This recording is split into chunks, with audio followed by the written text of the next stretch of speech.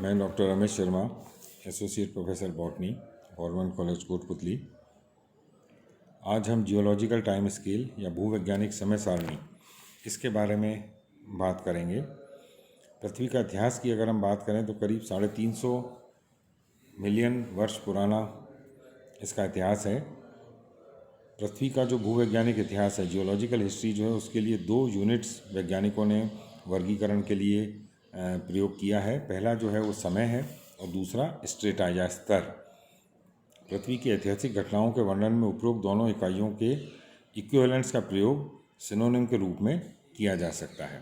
समय के आधार पर भूवैज्ञानिक इतिहास को 5 इरा में बांटा गया है। 5 कल्प के अंदर, महाकल्पों में या इराज में इनको बांटा गया है समय के आधार पर, जिनको हम कहते हैं आर्कियोजोइक, प्रोटेरोजोइक, पेलियोजोइक, मीजोजोइक और सीनोजोइक। तो इस प्रकार से ये 5 जो इराज हैं उसमें इनको बांटा गया है: आर्कियोजोइक, प्रोटेरोजोइक, पेलियोजोइक, मीजोजोइक और सीनोजोइक।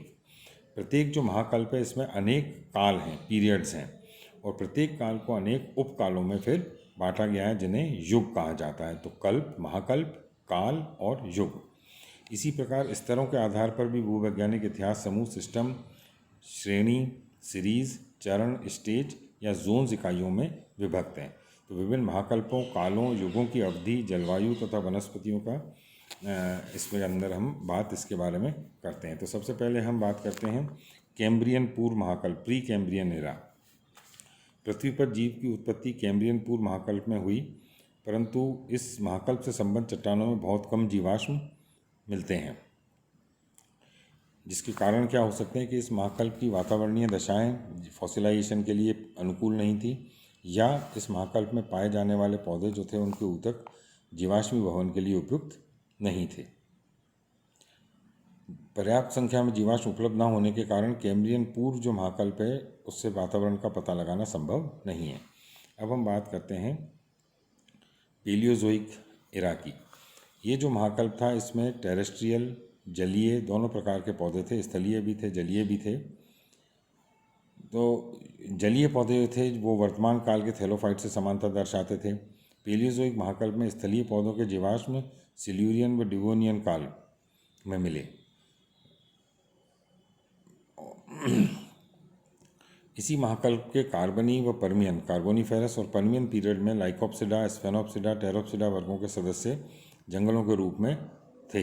इस काल में सीड फर्न्स का बाहुल्य था, अतः इस काल को एज ऑफ सीड फर्न्स भी कहा जाता है। इस महाकल्प के कुछ जीवाश्म जैसे कैलोक्सिलॉन में एनुअल रिंग्स भी उपस्थित थे, जिससे प्रतीत होता है कि इसमें मौसमी परिवर्तन होते थे और इसलिए वहाँ पर ये सीजनल चेंजेस जो होते थे उसकी वजह से इसके अंदर एनुअल रिंग्स का निर्माण इन पौधों के अंदर होता था।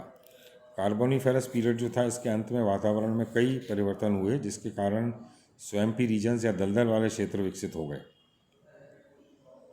इस प्रकार का आवास काष्ठीय वनस्पतियों के लिए उपयुक्त नहीं था, अतः इस समय पृथ्वी में उपस्थित वनस्पति भूवैज्ञानिक घटनाओं के कारण कोयले में परिवर्तित हो गई।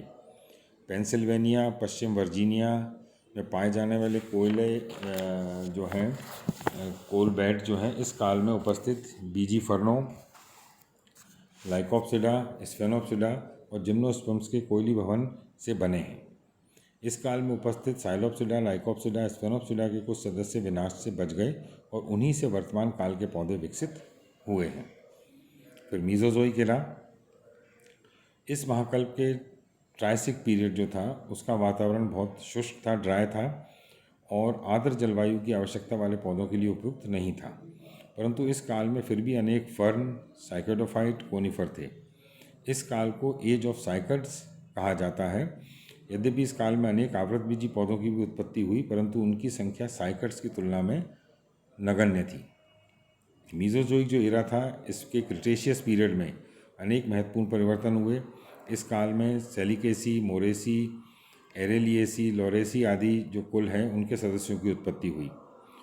उत्तरी अमेरिका में से क्रिटेशियस काल की एकत्र की गई 300 जातियों में से लगभग 200 जातियां आवृतबीजियों की हैं। इस तथ्य से प्रमाणित होता है कि क्रिटेशियस काल की वनस्पति में आवृतबीजी प्रमुख थे। तो पहले एज ऑफ साइकड्स था, एज ऑफ साइकड्स से पहले जो था वो एज ऑफ सीड पर्न्स था, फिर एज ऑफ साइकड्स आया, इसके साथ साथ ही आवृत बीजी जो एंजियोस्पर्म्स हैं वो भी यहाँ पर हमें मिले, और फिर सीनोजोइक इरा। इसको जो है एज ऑफ एंजियोस्पर्म्स कहा जाता है। तो एशिया में हिमालय, यूरोप में एल्प्स की ऊंची पर्वत श्रृंखलाओं का निर्माण इसी इरा के अंदर हुआ था। इसके फलस्वरूप पृथ्वी पर गर्म हवाओं का प्रभाव कम होने लगा और साथ साथ हिमयुग आइस एज जो है वो प्रारंभ हुआ। धीरे धीरे हिम क्षेत्र ध्रुवों की ओर स्थानांतरित हो गए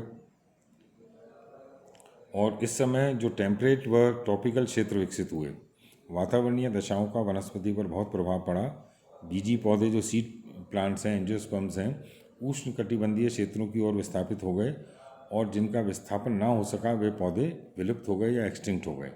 सीनोजोइक महाकल्प के अंतिम चरण में उपस्थित अधिकांश पौधे डेसिडुअस थे, जिससे प्रतीत होता है कि उस समय सीजनल वेरिएशन वहाँ पर मौजूद थी, सीजनल वेरिएशन होते थे। शीतोष्ण तथा ध्रुवों पर पाए जाने वाले वनस्पति में प्राय वार्षिक एवं द्विवार्षिक पौधे उपस्थित थे। तो ये जो पेलियोबॉटनी की शुरुआत के लिए हमें ये जानना ज़रूरी है कि फॉसिल्स क्या हैं और ये जो टाइम पीरियड है, जियोलॉजिकल टाइम स्केल है, इसको किस आधार पर किस तरह से इनका वर्गीकरण किया गया है और जो जीवाश्म है इनका नामकरण किस प्रकार से किया जाता था, इसके बारे में हमने आज बात की है।